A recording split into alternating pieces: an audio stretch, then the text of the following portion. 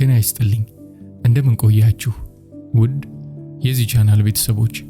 በዛሬው ትረካችን ደግሞ የችሎት ወጎች ከሚለው በእውነተኛ ታሪክ ላይ የተመሰረተ 2016 ከታተመው መጽሐፍ ውስጥ ችሎት ደፋሪዎቹ ጥንዶች የሚለውን ይዤላችሁ ቀርቤያለሁ። ደራሲው በክልልና በፌደራል በሚገኙ የተለያዩ ፍርድ ቤቶች በዳኝነት ሙያ ከ11 ዓመት በላይ አገልግሏል፣ እያገለገለም ይገኛል። እስከ ትረካችን ማብቂያ ድረስ አብራችሁኝ እንድትቆዩ በትህትና ጠይቃለሁ። እንደተለመደው ትረካውን ሲጀምሩ ላይክ ማድረግዎን አይርሱ። እንዲሁም ለቻናሌ አዲስ ከሆናችሁ ሰብስክራይብ በማድረግ የዚህ ቻናል ቤተሰብ እንድትሆኑ በትህትና እጠይቃለሁ። ወደ ትረካው። ችሎት ደፋሪዎቹ ጥንዶች። ደራሲ ካሴ መልካም።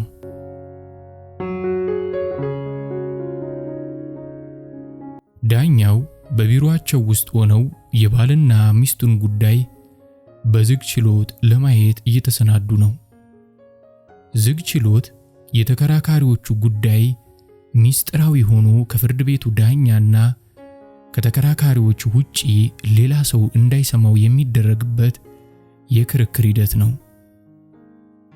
ዳኛው ከ30 እስከ 40 ዓመት ዕድሜ የሚሆናቸውን ጎልማሳ ባልና ሚስት ወደ ቢሮአቸው አስገብተው ችሎት አስከባሪያቸውንና የችሎት ተላላኪያቸውን አስወጥተው ጥንዶቹ እንዲስማሙ ብቻቸውን ማነጋገር ጀመሩ። ዳኛው በችሎቱ እንዲስማሙ ካነጋገሩ በኋላ በተለመደው የቤተሰብ ችሎት አሰራር መሰረት የቤተሰብ ሕጉ ወደሚፈቅደው የቤተ ዘመድ ዳኛ ሊልኳቸው እያሰቡም ነው። ዳኛው ባልና ሚስቱን ብቻቸውን እያነጋገሯቸው እያለ እማወራዋ ሕጉ የሰጣቸውን መብት በመጠቀም አሁን ፍርድ ቤቱ ትዳራችንን እንዲያፈርስልኝ ይጠይቃለሁ አሉ ኮስተር ባለ ድምፅ አንገታቸውን እንደደፉ። ትዳሬን አላፈርስም፣ ልጆቼንም አልበትንም አሉ አባወራው ቆጣ ባለ ድምፅ። ትዳራቸውን የእርሳቸው ብቻ አድርገውት አባወራው በዚህ ንግግራቸው ትዳር ማለት ባልና ሚስት በተሰኙ ሁለት ምሰሶች በጎ ፈቃድ የቆመ ሆኖ አንዱ ካልፈለገ ደግሞ ሊፈርስ የሚችል ለመሆኑ የረሱ በሚመስል ሁኔታ ዳኛው ከግራ ቀኙ ምልልስ የነዚህ ባልና ሚስት ጉዳይ የከረረ እንደሆነ ስለተረዱ ረጋ ባለ ድምፅ ትዳር እኮ ዝም ብሎ አይፈርስም፣ ይህንን አምላክም አይወደውም አይፈቅድምም በማለት ለግራ ቀኙ ስብከት ብጤ ጣል አደረጉ። እሱን እናውቃለን አሉ ሚስት። ዳኛው ንግግራቸውን እንደጨረሱ በብርሃን ፍጥነት ምንም ሳይፈሩ ወደ ዳኛው ቀና ብለው እየተመለከቱ ዳኛው በጥንዶቹ የክስ መዝገብ ላይ 4 ልጆች እንዳሏቸው የተገለጸ መሆኑን በማስታወስ ልጆቻችሁም ደስተኛ ሆነው የሚያድጉት ወላጆች ባንድ ላይ ስትሆኑላቸው ነው። በቤተ ዘመድ ሽማግሌዎች ችግራችሁ ታይቶ ቢፈታ የተሻለ ነው በማለት በማህበረሰቡ ዘንድ የታወቀውንና የተለመደውን የስነ ልቦና ምክር ዳኛው በችሎት ለቆሙት ባልና ሚስት ለገሷቸው። ዳኛው የልጆቹን ጉዳይ ያነሳው ከአባት ይልቅ እናት ፍቺውን እንደፈለጉት ስለተረዱ እናቶች የልጆች ነገር ሲነሳ አይጨክኑም በሚል እምነት በደካማ ጎናቸው ለመግባት አስበው ነው። የዳኛውን ንግግር ከሰሙ በኋላ ልክ ነው ፍርድ ቤቱ አሉ አባወራው አንገታቸውን በመነቅነቅ። እማወራዋ በመሽኮርመም ከማየት ውጪ ጸጥ አሉ። ከዚያም ዳኛው ቀጠል አድርገው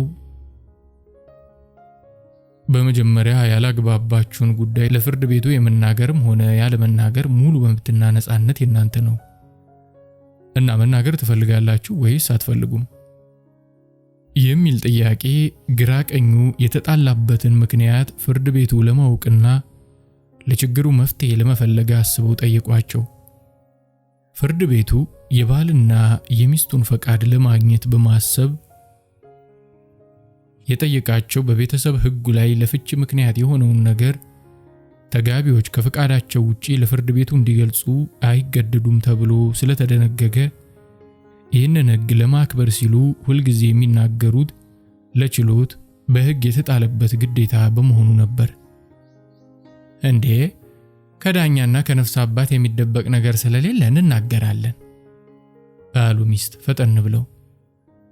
ክርክሩ በሚካሄድበት አካባቢ የነፍስ አባት ማለት የንስሐ አባት የሚሉት የሃይማኖት አባታቸውን ለማለት መሆኑን ዳኛው በተለያዩ የሥራ አጋጣሚዎች ተረድተውታል።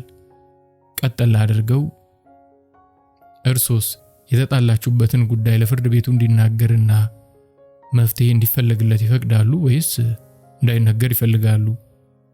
ብለው ዳኛው አባወራውን ከተመለከቱት በኋላ ሚስጥር ነው ካሉ ባለቤቱ መናገር ቢፈልጉና ቢፈቅዱም የጋራችሁ ጉዳይ ስለሆነ እንዳይነገር በሕጉ መሰረት መብት ስለሚሰጠው ሚስጥራችሁ እንደሆነ ይቀራል በማለት አባወራውን አስረዷቸው።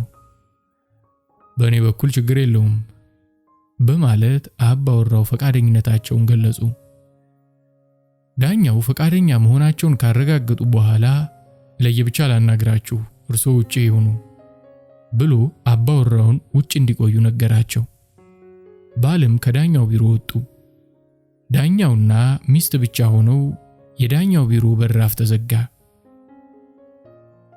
ተረጋግተው ያላግባባችሁን ችግር ይንገሩኝ አሉ ዳኛው አንገታቸውን ደፍተው የቆሙትን ሚስት እየተመለከቱ። ከእርሱ ጋር መኖር በቃኝ አሉ ሚስት በማፈር ይሁን በማዘን ባልተለየለት ሁኔታ አንገታቸውን ደፍተው። ችግሩ ምንድነው? አሉ ዳኛው። ባልና ሚስቱን 4 ልጆች ከወለዱ በኋላ ያጣላቸውን ምክንያት ለማየት ጓጉተውና መፍትሄውን ለማፈላለግ አስበው። የነዚህ ባልና ሚስት ጉዳይ የሚዳኙት ዳኛ የትዳር ሐኪም የሚል ስያሜ የወጣላቸው ዳኛ ናቸው። የትዳር ሐኪም የተባሉበት ምክንያት ከእርሳቸው ችሎት ተጣልተው የመጡትን ባልና ሚስት ለማስታረቅ የማይፈነቅሉት ድንጋይ የማይመሱት ጉድጓድ የሌለ በመሆኑ ነው። እኚህ ዳኛ የትዳር ሐኪም የተባሉት በሚያቀርቡት አስታራቂ ሐሳብ አብዛኛው ባልና ሚስት ለመፋታት ወስነው የመጡትን ሐሳብ ቀይረው ስለሚታረቁላቸው ጭምር ነው። የትዳር ሐኪም የሚባሉት ዳኛ ሶላታቸውን ጊዜውን ጠብቀው በመስገድ በማስመሰል ሳይሆን ከልባቸው ለአምላካቸው የታመኑ ከሙስና የራቁ በዳኝነት ልምድና በሕግ ዕውቀታቸው የተራቀቁና ምራቃቸውን ያወጡ ናቸው። እኚህ ዳኛ በሄዱበት ፍርድ ቤት ሁሉ በሙስሊምና በክርስቲያኑ ዘንድ የፍትህ አባት የሚባሉ የተከበሩ የ56 ዓመት አዛውንት በመሆናቸው ዳኛ ሁን አንደኛ እንዲሉ በዳኞች ሁሉ የተመሰከረላቸው ናቸው። እኚህ ዳኛ ለጡረታ የአንድ እጅ ጣት የማይሞሉ ዕድሜ የቀራቸው በሕግ መሰረት ፍትህን የሚያሰፍኑ አንጋፋ ዳኛ ናቸው። ክርስቲያን ተከራካሪዎቹ ባላጋራቸው ሙስሊም እንኳን ቢሆን እኚህ ዳኛ የማያዳላ ለመሆኑ መዝገባቸው ለነዚህ ሙስሊም ዳኛ ሲደርስ ትክክለኛ ፍትህ ያለ አድሎ እንደሚሰጧቸው እርግጠኛ ሆነው ወላዲተ አምላክ ጸሎቴን ለልጇ ለኢየሱስ ክርስቶስ አድርሳልኝ በሐቀኛ ዳኛ ተዳኝቼ ትክክለኛ ፍትህ አገኘሁ እያሉ የሚመሰክሩላቸው ናቸው። እኚህ ዳኛ ሃይማኖትን፣ ብሔርን፣ ጾታን፣ ዕድሜን፣ ዜግነትን፣ ሀብትንና ሌላን ጉዳይ ግምት ውስጥ ሳያስገቡ በሕግና በማስረጃ ብቻ ፍትህ ይሰጣሉ። እሱ ባልተብየው አይሰራም አሉ ሚስት ዳኛው ያላግባባቸውን ምክንያት ለጠየቃቸው መልስ ሲሰጡ አንገታቸውን ደፍተው።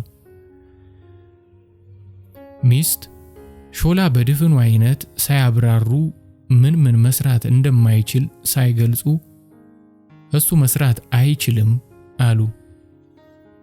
ባልተብየው የሚለው የሴቶች የአነጋገር ዘይቤ በዚያ በተከራካሪዎቹ ክፍለ ሀገር ሰፈር ዘንድ ባላቸውን ለመናቃቸውና ለመንቆር የሚጠቀሙበት አሽሙር ለመሆኑ ዳኛው በሥራ ልምድ ያውቁታል። ሰንፈው ነው ወይስ ሥራ አጥተው ነው የማይሰሩት? አሉ ዳኛው ገብቷቸው ሳለ እንዳልገባቸው በመምሰል በዝርዝር ሁኔታውን ከወይዘሮዋ ከራሳቸው አንደበት እንዲመጣ ፈልገው። ፍርድ ቤቱ ለማለት የፈለኩት አልገባውም መሰለኝ አሉ ማወራዋ እንደ መሽኮርመም እንደ ማፈርም እያሉ አንገታቸውን ደፍተው የታጠቁትን የመቀነት ጫፍ እየነካኩ። ትዳራቸውን ለማፍረስ የመጡት እናትም ዳኛው ነገሩ ሳይገባው ቀርቶ ሳይሆን ሚስት ነገሩን በግልጽ ያለ ፍርሃት ከራሳቸው አንደበት እንዲወጣ ብለው ለመሆኑ አልተረዱም። አዎ እስኪ ግልጽ ያደርጉት፣ አይሰራም ሲሉ ምን ማለት ነው? አሉ ዳኛው በተረጋጋ መንፈስ የወይዘሮዋን አይን እየተመለከቱ። እንትኑ አይሰራም፣ ይሄው ድፍን 3 ዓመት ያልጋ ከለየን፣ ዝም ብዬ ገና ወጣቷ እየተሰቃየው ነው አሉ አንገታቸውን ደፍተው በማዘን ስሜት ውስጥ ገብተው አፋቸውን በለበሱት ኩታ ጫፍ እያፈኑ በማይሰማ ድምፅ መናገራቸውን አፋቸውን በለበሱት ኩታ ጫፍ አፍነው መቀጠላቸው ንግግራቸውን ሳይጨርሱ አፍረው ለመተዋቸው ዳኛው ተረድተዋል። አንጎል የሚያስበውን ፊት ይናገራል እንዲሉ የስነ ልቦና ባለሙያዎች የስሜታቸውን መጎዳት ፊታቸው አንደበት ሆኖ በመናገር ያሳብቃል። ስንፈተ ወሲብ ገጥሟቸው ነው ወይስ በሌላ ምክንያት ነው? አለ ዳኛው በሰፈሩ አንዳንድ ወንዶች ውሽማ በማስቀመጥ ሚስቶቻቸውን በወሲብ ጥማት የሚያቃጥሉ ስላሉ ለማጣራት ፈልጎ። ስንፈተ ወሲብ ነው። ድሮም እንዲያው የግድ ነበረ ልጆቹን የወለድናቸው። አሁን ሙሉ በሙሉ ተኝቷል። ገና 33 ዓመቴ ነው። እኔ በወጣትነቴ ብለው ንግግራቸውን ሳይጨርሱ ዝም አሉ። እሺ እርሶ ውጪ ይሁኑና እርሳቸው ይግቡ አሉ ዳኛው። ሚስት ቀስ ብለው ወጡ። አባወራውም ቀስ ብለው በተራቸው ብቻቸውን ወደ ዳኛው ቢሮ ገቡ። አላግባባችሁ ያለው ጉዳይ ምንድነው? በማለት ዳኛው አይናቸውን ከአባወራው ላይ ተክለው እየተመለከቱ ጠየቁ። ዳኛው ባልና ሚስትን ሆነ ሌላን ባለጉዳይ ሲያናግሩ ሙሉ እይታቸውን ከባለጉዳዩ ላይ አድርገው የሚመለከቱት ባለጉዳዩ እየተደመጥኩ ነው ብሎ ሐሳቡን ሳያመነታ እንዲናገር ነው። ዳኛው ከሳሽ ሲናገር በአንክሮ ምንም ነገር ሳያደርጉ ካዳመጡ ተከሳሽንም በተመሳሳይ መልኩ በአንክሮ ያዳምጣሉ። የቤተሰብ ሐኪም በሚባሉት ዳኛ ዘንድ ግራ ቀኙን እኩል በማዳመጥ ፍትህን ያላድሉ እንደ መስጠት ይቆጠራል ብለው ያምናሉ። አንዳንድ አዳዲስ ዳኞች ተከራካሪዎቹን በሚሰሙበት ጊዜ አንዱን ባለ ጉዳይ በአንክሮ አዳምጠው ሌላኛው ተከራካሪ ሲናገር እያዳመጡ ሌላ ስራ ይሰራሉ። ለምሳሌ ኮምፒውተር ይነካካሉ፣ መዝገብ አቅርበው ይጽፋሉ። ይህም ከባለ ጉዳዮች በአንክሮ ያልተደመጠው ገና ስንናገር ባላንጣይን በደንብ ጆሮ ሰጥቶ አዳምጦ ለኔ ጆሮ ነፈገኝ እንዲል ያደርገዋል። በአንክሮ ያልተደመጠው ባለ ጉዳይ ይህን ማለቱ ደግሞ ልክ ነው። ዳኛው በማወቅም ሆነ ባለማወቅ ሆን ብለውም ሆነ በቸልተኝነት አለያም አስቸኳይ ሥራ በአጋጣሚ ገጥሞት እኩል ካልሰማቸው እኩል የመስማትና የመደመጥ መብታቸውን በመጣስ ለአንዱ አዳልቷል፣ የእኩልነት መርህ አልተከበረም፣ ይህ እንዳይሆን መጠንቀቅ ያስፈልጋል እያሉ ብዙ ጊዜ እኚህ ዳኛ ለአዳዲስና ልምድ ለሌላቸው ዳኞች ይመክራሉ። ዝም ብላ ጠግባ ልጆችን ልትበትን፣ ትዳሬን ልታፈርስ፣ ሀብቴን ልታራክስና ልታባክን ነው በማለት ባል ለመፍታት የሚያበቃ ምክንያት የለም ብለው ሸምጥጠው በመካድ ለዳኛው መልስ ሰጡ። አባወራው ለዳኛው የጋራውን የባልና ሚስቱን ንብረት እንደ ግል ንብረታቸው በመቁጠር ሀብቴን ልታባክን ሲሉ ንብረታችንን፣ ትዳራችን ሊፈርስ ስንካፈለው ይባክናል፣ ባክኖም ይጠፋልና ድህነት መጥቶ እንቸገራለን በሚል ስጋት ነው። በአካባቢው በተለምዶ የባልና የሚስት የጋራ ንብረትን አባወራ እንደ ግል ንብረታቸው ቆጥረውት ንብረቴ ይላሉ እንጂ ንብረታችን አይሉም።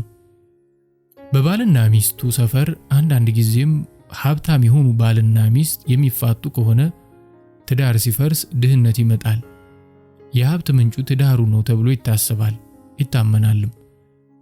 አስታራቂ የቤተ ዘመድ ሽማግሌዎችም የተጣሉ ባልና ሚስቶችን ለማስታረቅ ከሚጠቀሙበት አንዱ የማግባቢያ ስልት ነው። ተው ይህን የመሰለ ሀብት በትናችሁ በኋላ ድህነት ይምጣና ፈጣሪን ታማርራላችሁ፣ ልመናም ተገባላችሁ፣ ልጆቻችሁንም አትበትኑ በሚል ነው። ይህም ለሀብት መገኘቱና ሀብቱም እንዳይጠፋ አንዱ ዋስትና ትዳሩ እንደሆነ በማህበረሰቡ የሚታመን ከአያት ከቅድመ አያት ሲወርድ የመጣ ባህል ነው። ምንም ችግር አልገጠማችሁም? ዳኛው ባልን በድጋሚ ጠየቋቸው። እኔ ታታሪ ነኝ፣ ቆላ ደጋ ብዬ አርሳለሁ፣ እነግዳለሁ፣ ቤታችን ሙሉ ነው። የሚታረስ 2 ዕቃ በሬ፣ የሚታለቡ 4 ላሞች፣ የሚጫኑ በቅሎና ሰንጋ ፈረስ፣ የሚታረድ ሙክት በግ ፍየል መርጣ ነው። በቤታችን ማር ወተቱና ቅቤው ሙሉ ነው። አዝመራም ጤፍ፣ ገብስ፣ ማሽላ፣ ስንዴ ሁሉ ጎተራው ሙሉ ነው። እግዚአብሔር ይመስገን። የወጥ እህል አተሩ፣ ሽምብራ፣ ጓያና ባቄላ በአይነት በጎተራ ሙሉ ነው። እርሱ አላጎደለብንም። ከዚያ ላይ ምርጥ አርሶ አደር ተብዬ በመንግስት ተሸልሜያለሁ አሉ ባለ ሀብት መሆናቸውን እያረጋገጡ። በመንግስት ምርጥ አርሶ አደር ተብለው መሸለማቸውን እንደ ዝና አድርገው በኩራት ስለሚመለከቱት ነው። በዚያ ላይ ምርጥ አርሶ አደር ነኝ በማለት በኩራት የተናገሩት። አልፎ አልፎ ምርጥ አርሶ አደር የሚባሉት ለቀበሌ ሊቀመንበር ተላላኪ የሆኑ ከቤታቸው የሚበላ እህል የሌላቸው አውርቶ አደሮች ስለመሆናቸው ዳኛው ቢጠረጥሩም እኛ አርሶ አደር ግን ሚስታቸውም ጭምር ቤቱ በሀብት የተትረፈረፈ ስለመሆኑ የመሰከሩላቸው በመሆኑ ምርጥ መባላቸው ልክ ለመሆኑ ተረድተዋል። ዳኛው በችሎት አንዳንድ አባወራዎች ምርጥ አርሶ አደር ተብለው ተሸልመው ትዳራቸው ሲፈርስ በፍርድ ቤት የንብረት ክፍፍል ሲያደርጉ የሚጠምዱት 1 በሬ እንኳን የሌላቸው በመንግስት እርዳታ ሕይወታቸውን የሚመሩና ቤተሰባቸውን በረሃብ አለንጋ እያስገረፉ መጠጥ ቤት ለመጠጥ ቤት የሚንኳተቱ የቀበሌ ካድሬዎች ይገጥሟቸዋል። እንደው ምንም የአካልም ሆነ የጤና ችግር የለባቸውም አሉ ዳኛው። ባል የጸባቸውን ምክንያት ዳር ዳር እያሉ ሊናገሩ ስለፈሩ ለማደፋፈር አስበው። ዳኛው ከሚስት የተነገራቸውን ችግር ለባል ያልነገሩት ለአባወራው ሞራል አስበውና የጸባቸው ምክንያት ከራሳቸው መጥቶ ለመፍትሄው እንዲናገሩ ብለው አለ ባል እግሩን ምስማር እንደወጋው ሰው ፊቱ ላይ በአንድ ጊዜ ላባቸው ችፍ ሲል እየታየ። ከዚያም ባል አንገቱን እንደ መድፋት አድርጎ እኔ አንድ የማይፈታና ከቄስና ከዳኛው ውጪ የማይነገር ችግር ገጥሞኛል አሉ። ለመናገር ፈቃደኛ ከሆኑ ይንገሩኝ አሉ ዳኛው ከሚስት ያልሰሙ በመምሰል። ለፍርድ ቤትና ለነፍስ አባት የሚደበቅ ምን አለ? እና ትንፋሻቸውን ወደ ሆዳቸው ስበው ትንፋሽ በመውሰድ እነግሮታለሁ አሉ። እንዴት እንደሚያስረዱ እያሰቡ ከዳኛው አይን ለመሸሽ አንገታቸውን ደፍተው እሺ ይንገሩኝ አሉ ዳኛው። ወንድነቴን ፈተና ገጥሞታል። ያልሄድኩበት ሐኪም ቤት የለም። ያልሄድኩበት ደብተራና ቃልቻም የለም አሉ አባወራው ቅስማቸው ስብር ብሎ። ወንድነቴን ፈተና ገጥሞታል ማለት ምን ማለት ነው? አሉ ዳኛው ያልገባቸው መስለው። ግልጥ እኮ ነው ያው እንትኔ ብለው ንግግራቸውን ሳይጨርሱ አንገታቸውን ደፉ። አዲስ አበባ ሄደው ሕክምና ሞክረዋል አሉ ዳኛው እንትን ያሉት የወንድ ብልት መሆኑን ስለተረዱ። እኔ ያስተማርኩት ዶክተር ወንድም ጥቁር አንበሳ ሆስፒታል የሚሰራ ስላለኝ አዲስ አበባ ሄጄ ታክሜያለሁ። ከአሜሪካን መድኃኒት መጥቶ ተሞክሯል። ቀዶ ጥገና ተደርጎልኝም ነበር። ፈጣሪ አልፈቀደውም መሰል አልተሳካም አሉ በማዘን አንገታቸውን ደፍተው። ጸበልስ ሞክረዋል አሉ ዳኛው በሆዳቸው እያዘኑ፣ ማዘናቸው ግን እንዳይታወቅባቸው ተጠንቅቀው። ዳኛው አባወራውን ጸበል ለመሞከራቸው የጠየቁት የኦርቶዶክስ ተዋህዶ ተከታይ መሆናቸውን ከባልና ሚስቱ ላይ ከአንገታቸው ላይ ያሰሩትን ጥቁር ማህተብ ተመልክተው ነው። በዳኛው ዘንድ ሰው ባመነበት ይድናል ብለው ስለሚያምኑ ሙስሊሙንም ሆነ ክርስቲያኑን በየእምነቱ በሚፈቅደው ተገቢውን ተግባራትና ጸሎት እንዲደረግ ቀስ አድርገው ይመክራሉ።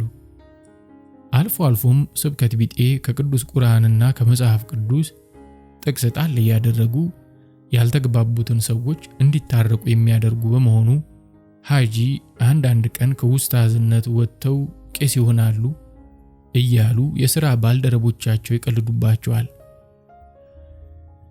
ያልሄድኩበት ጸበል የለም፣ የብዙ የጸበል ቦታዎችን አድርሻለሁ አሉ አባወራው እየቆዘሙ። ዳኛው ግራ ቀኙ ባልና ሚስትን በግል በማነጋገር የጸቡን መነሻ ምክንያት ከተረዱ በኋላ ሚስትን አስገብተው በቤተ ዘመድ ሽማግሌ ብትታረቁ የተሻለ ስለሚሆን የቤተ ዘመድ ሽማግሌ እንዳስታርቋቸው ልካቸዋለሁ አሏቸው። ያልተሞከረ ነገር ስለሌለ አሁኑኑ ጋብቻውን ፍርድ ቤቱ ያፍርስልኝና ልገላገል። የእኔ ችግር ይመስል በዚያ ላይ ነጭፎ ሊበላይ ነው አሉ ሚስት ስልችትና ድክም ባለ አነጋገር። ነጭፎ ሊበላይ ነው ማለት በሆነ ባልሆነው እየተበሳጨብኝና እየተጨቃጨቀኝ ነው ማለት ነው። ባል እኔ ትዳሬ እንዲፈርስ አልፈልግም፣ ልጆቼ በእንጀራ እናትና አባት እንዲያድጉ አልፈልግም አሉ በመብረቅ ብልጭታ ፍጥነት ትዳሩ ይፍረስ የሚለውን ከሚስት ሲሰሙ። የባል ፈጥኖ መናገርን ለሰማ ሰው ፈጥኖ በመናገር ጋብቻውን ከመፍረስ ለመታደግ ካላቸው ፍላጎት የመነጨ ለመሆኑ ለመረዳት ይቻላል። አንተበት አንተም ብሎ ወንድ ደግሞ ትዳሬን አላፈርስም ስትል አለማፈርህ በማለት ሚስትም ብልጭ ብሎባቸው ችሎቱን ሳይፈሩ በድፍረት በፀሐይ ብርሃን ፍጥነት ተሳደቡ። ክርክር በተነሳበት ሰፈር በትዳር ውስጥ ያሉ ሴቶች የሴት አገሯ ባሏ ማደሪያዋ አመሏ እንዲሉ ሴቶች ባላቸውን እንደ ሀገራቸው ወደው አክብረው አመላቸው ሸጋ ሆነ ይኖራሉ። ሚስት በዚያ ሰፈር እንደ ማንኛውም ኢትዮጵያዊ ባልን በችሎት አደባባይ ቀርቶ ይህን አይነት ቅስም ሰባሪ ስድብ ቀርቶ ድምጿን ከፍ አድርጋ እንኳን አትናገረውም። ገና ዳኛው ሳይናገሩ በመብረቅ ብልጭታ ቅጽበት አንቺ ሸርሙጣ ብሎ ባል ለሚስታቸው መልስ ሰጧቸው። ዳኛው ችሎቱን ግራ ቀኙን ንቀው ሲሰዳደቡ በስሜት እንደዚህ አይነት ነገር የሚገጥም ለመሆኑ ከረጅም የሥራ ልምድ ባገኙት ተሞክሮ የለመዱት በመሆኑ ተረጋግተው ወዲያው አንዳንድ አስቸጋሪ ባለጉዳዮች ስለሚገጥሟቸው ክፉ ነገር ሲናገሩ ሁልጊዜ እንደሚሉት ፍርድ ቤት እኮ ነው ያላችሁት፣ እንዴት እንዲህ አይነት ጸያፍ ቃል ትነጋገራላችሁ ብለው ደውላቸውን ጢር ሲያደርጉ የችሎት አስከባሪ ሰራተኛው ወደ ዳኛው ቢሮ ሮጠው ገቡ። ፖሊስ ይጥሩልኝ በማለት አዛውንቱን የችሎት አስከባሪ ዳኛው አዘዙ። ሁለቱም ደንግጠው የተከበሩ ዳኛ ይቅርታ ተሳስተን ነው በማለት ዳኛውን እንዳያሳስሯቸው በተማጽኖ ለመኗቸው። ቆዩ፣ በሕጉ መሰረት መሰዳደባችሁ ችሎት መድፈር ስለሆነ መታሰር አለባችሁ ብለው የባልና የሚስቱን ተማጽኖ በቃል ውድቅ አደረጉት። የችሎት አስከባሪውም ፖሊስ አስከትሎ መጣ። ዳኛውም ሁለቱንም ፖሊስ ጣቢያ ታስረው እንዲቆዩና ከቀኑ 10 ሰዓት እንዲመጡ ብሎ ፖሊሱን አዘዘው። ፖሊሱም ሁለቱንም አስሮ ፖሊስ ጣቢያ ቅርብ ስለነበር ወዲያው ወስዶ ወደ ፍርድ ቤቱ ለስራው በቅጽበት ሳይዘገይ ተመለሰ። ዳኛው ቢሮውን ዘግተው ማሰላሰል ያዙ። እኚህ ወይዘሮ ባለቤታቸውን አንተበት ብለው የልጆቻቸውን አባት በዳኛ ፊት ለማዋረድ ያስደፈራቸው ምን ያህል ቢበደሉ ነው? በዝንፈተ ወሲብ ምክንያት የወሲብ ጥም ያመጣው መበሳጨት ወይስ አሳዳጊ የበደላቸው ጋጥ ወጥ ሆነው ነው ብለው የስድባቸውን ምክንያት በጥያቄ መልክ አውጠነጠኑ። ባለፈው እንዲሁ የስንፈተ ወሲብ የገጠመው አባወራ ሚስት የፍቺ ምክንያት ስትጠይቅ የማይሞቅና የማይሰራ ግንድ ታቅፌ እያደርኩኝ ሰለቸኝ፣ ትዳሩ ይፍረስልኝ በማለት ለባሏ ሞራል ሳትጨነቅ የተናገረችው ሚስት ትውስ አላቸው። ዳኛው ከችሎቱ ገጠመኞቻቸው በመነሳት የስንፈተ ወሲብ ችግር አልፎ አልፎም ቢሆን ለትዳር መፍረስ ምክንያት ስለመሆኑ ተረድተዋል። ዳኛው ስለ አባወራው ሸርሙጣ ብለው ሚስታቸውን በችሎት አደባባይ ለመሳደብ ያነሳሳቸው ምክንያት ምን ሊሆን እንደሚችል ማሰላሰል ጀመሩ። ይህ ባል በዚህ ድፍረት በፍጥነት ለመሳደብ ያበቃው ምክንያት በስንፈተ ወሲብ ችግር ምክንያት ወደ ሌላ ወንድ እየሄደችባቸው በመሆኑ ወይስ ስለሰደቧቸው እርሷን ለማዋረድ የፈጠሩት የሐሰት የመልስ ምት ነው ወይስ የባል የሥነ ምግባር ችግር ነው የሚለውን ለራሳቸው መልስ የሌለው ጥያቄ ጠየቁ። መልስ ማግኘት ግን አልቻሉም። ከቀኑ 10 ሰዓት ፖሊስ ታስረው ውለው እንዲያመጧቸው በታዘዘው መሰረት እኚህን ተሰዳዳቢ ባልና ሚስት አቀረቧቸው። ወደ ዳኛው ቢሮ ሲገቡ ከ3 ዓመት እስከ 12 ዓመት ያሉ አራቱንም ልጆቻቸውን ይዘው በመግባት በቢሮ ወለል ላይ ባልና ሚስቱ ተንበርክከው ችሎቱን ይቅርታ በመጠየቅ መማጸን ያዙ። ልጆቹ ማልቀስ ጀመሩ።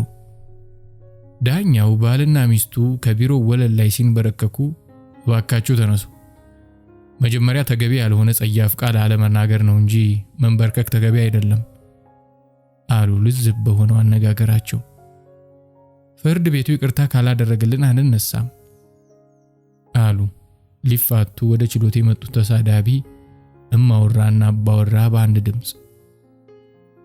ካልተነሳችሁ ሌላ እስር ጨምራለሁ አሉ ዳኛው መንበርከካቸው ተገቢ ባለመሆኑና ከመታሰር ለመዳን ሲጨንቃቸው ባልና ሚስቱ ራሳቸው የፈጠሩት መላ መሆኑን ተረድተው። ዳኛው አንድ ልምድ አላቸው። በችሎት የሚያበሳጩ ባለጉዳዮች ሲያጋጥሟቸው ከመጣታቸው በፊት ፖሊስ ወስዶ አስሮ ከሰዓት በኋላ እንዲያቀርባቸው ያዛሉ።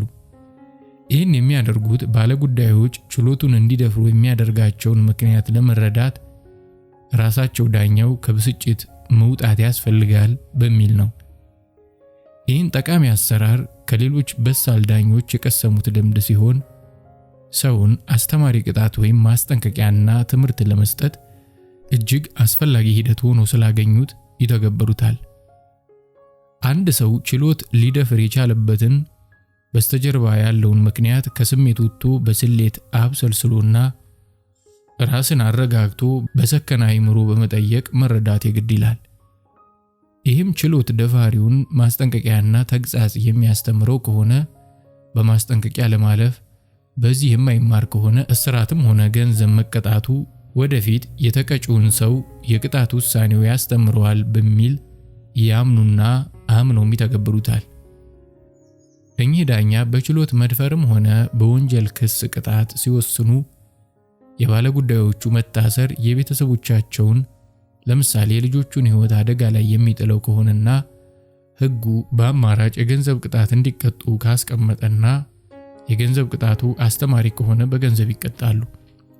ብዙ ጊዜ ግን አንዳንድ ባለሀብቶች በትዕቢት ተወጥረው በገንዘብ መቅጣቱ የማያስተምራቸው መሆኑን ከተረዱ ፍርድና ፍትፍት በየፊት እንዲሉ ሐጂው ዳኛ አስተማሪ የሆነ የእስራት ቅጣት ይቀጣሉ። አንዳንድ ሰዎች በገንዘብ ተቀጥተው ብር ሲከፍሉ የሚስማማቸው ለቢራ እንደከፈሉ እንጂ ሕግ ጥሰው ለአስተማሪነት እንዲሆናቸው ተብሎ የወንጀል ሪከርድ ተመዝግቦባቸው ለመቀጣታቸው መሆኑን አያስቡትም። ለምሳሌ ብታሰር በገንዘብ ይወጣለው እያሉ ወንጀል የሚፈጽሙ ባለሀብቶች ወይም ሆን ብሎ ችሎትን ለመረበሽ ስልክ የሚያወራን ጠበቃ እነዚህ ሰዎች ወንጀሉን የፈጸሙት ሆን ብለው በመሆኑ እስራት ይቀጣሉ። በይግባኝም ለሕግ መከበር ግድ የሌለው ዳኛ ካልሆነ በስተቀር የእነዚህ ሰዎች በእስራት እንዲቀጡ የተሰጠን ውሳኔ አይሽሩም። ዳኛው እነዚህ ሰዎችም በተቀጡት እስራት ከድርጊታቸው የተማሩ ለመሆኑ በሌላ ጊዜ ችሎት ሲቀርቡ ጥፋታቸውን አምነው ይቅርታ ሲጠይቁ አይቶ ያረጋግጠዋል። እኚህ የተከበሩ ሀጂ ዳኛ በገንዘብ ከሚቀጧቸው ተከሳሾቹም ሆነ ችሎት ደፋሪዎች መካከል የእነዚህ የሚታሰሩ ሰዎች በሙያቸው በመታሰራቸው ምክንያት በህብረተሰቡ ላይ ከፍተኛ ጉዳት የሚደርስ ከሆነ ነው። ለምሳሌ በሌለ ሰው የማይተካ የአካባቢው ብቸኛ ሐኪም ከሆነና ከማሰር ይልቅ በገንዘብ በመቅጣት የሚማር ከሆነ እስራቱን ትቶ በገንዘብ ይቀጣል።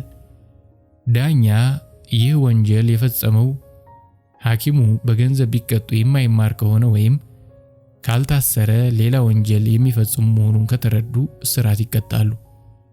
ዳኛው ፍረድ ለነፍስህ ብላ ለከርስህ እንዲሉ ውሳኔ የሚሰጡት ፍትህን ለማስፈን ፈጣሪያቸውን ፈርተው በእሳቸው ፍርድ ህዝቡም እንዳይጎዳ አውጥተው አውርደው ከብዙ ማሰብ በኋላ ነው። ዳኛው የሃይማኖት ትምህርት ብቻ ሳይሆን ሕግን የበሉ በመሆናቸው ፍትህን የሚያውቁ ዳ ተበደለ ፍትህ ተጓደለ የሚሉ የህዝብ ዘብ ናቸው። በዚህም የተነሳ የአካባቢው ማህበረሰብ አቃቢያን ሕግ፣ ጠበቃና የሥራ ባልደረቦቻቸው የሆኑ ዳኞች ጭምር የሚታያቸው ነብይና አስተማሪ የሆኑ ሐዋርያ ዳኛ እያሉ ያሞካሿቸዋል። እኚህ ሀጂ የሆኑ ዳኛም የተሰዳዳቢዎቹን የባልና ሚስት 4 ልጆች ሲመለከቷቸው ገና ሕፃናት ናቸው።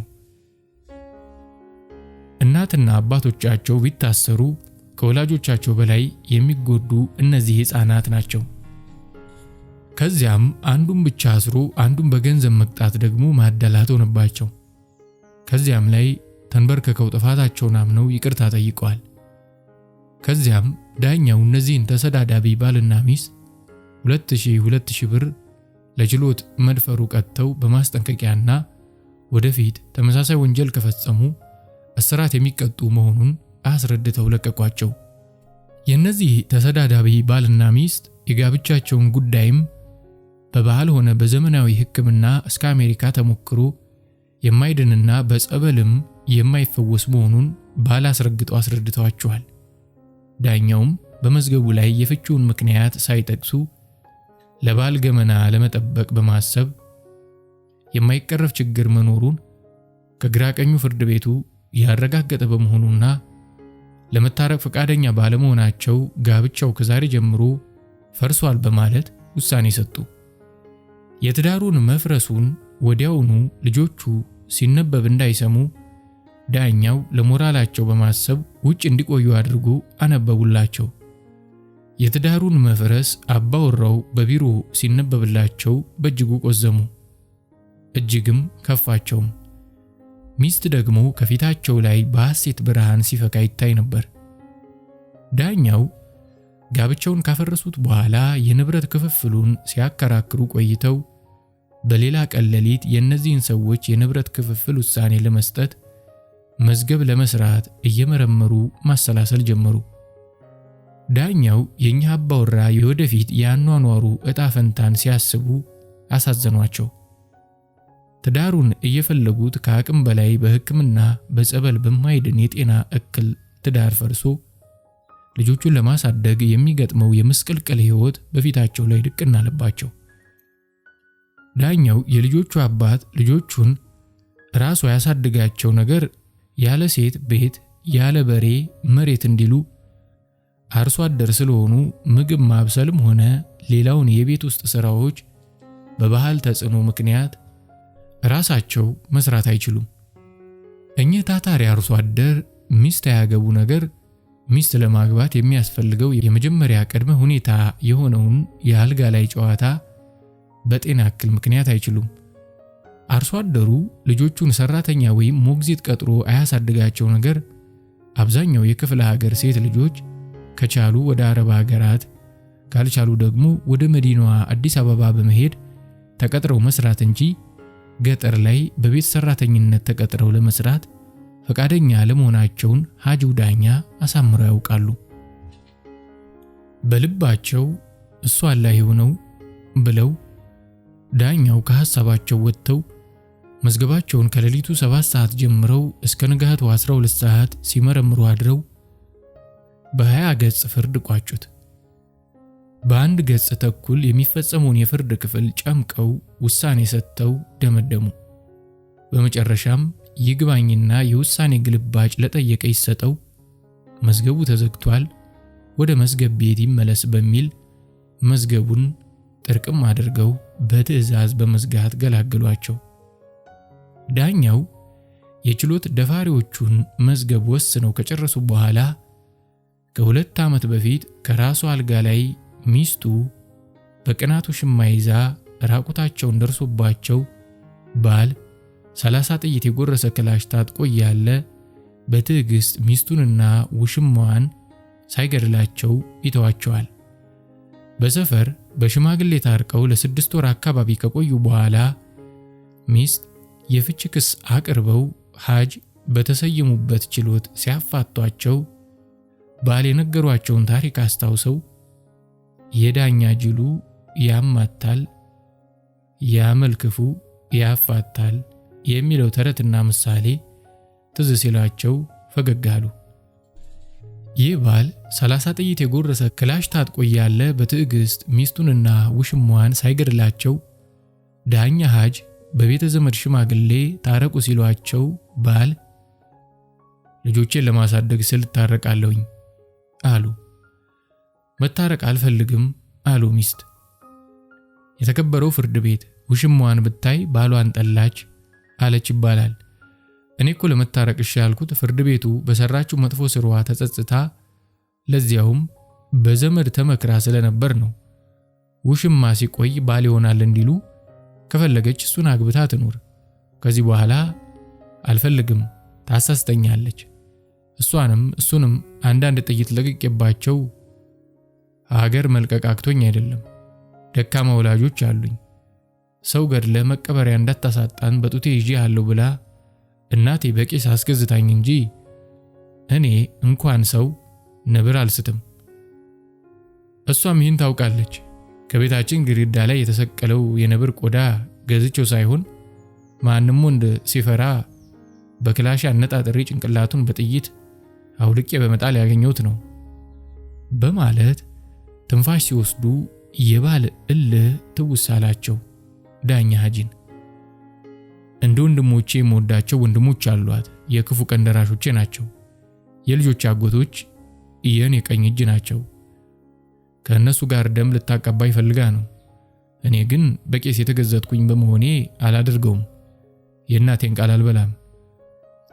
እኔ መሪጌታነቴን መሪጌታ ለማለት ነው ብትተውም የቄስ ልጅ ነኝ እና የቄስ ውግዘት አልሽርም። ለነገረኛ ሰው ጀርባህን ስጠው እንዲሉ ትዳሩ ይፍረስና ከሷ ራቅ ብዬ ቀኑን ላሳልፈው። ልጆቻችን እኔ ትልልቆቹን 2ቱን ይዤ እሷ ትንንሾቹን 2ቱን ይዛ እናሳድጋለን ብሎ በችሎት የተናገረው ቆፍጣናው ባለጎፈሬ ቁምጣ ጎልማሳ ንግግር በሐጂው ዳኛ አይምሮ እንደገና ሽው አለባቸው። ሐጂ ወደ ሰፊ ነገር አሳላፊ እንዲሉ ሰው ክላሽ ይዞ ለዚያውም 30 ጥይት የጎረሰ በቀኝ እጁ ጨብጦ ከራሱ አልጋ ላይ የሚባልጉትን ባለጌዎች ይታገሳል። እነዚህ ችሎት ደፋሪዎች ደግሞ በችሎት ይዘራጠጣሉ እያሉ የችሎት ገጠመኞቻቸውን በማስታወስ እያነጻጸሩ እያለ አላህ አክብር የሚለውን የኢማም ድምጽ ሲሰሙ ለሶላት ተነሱ።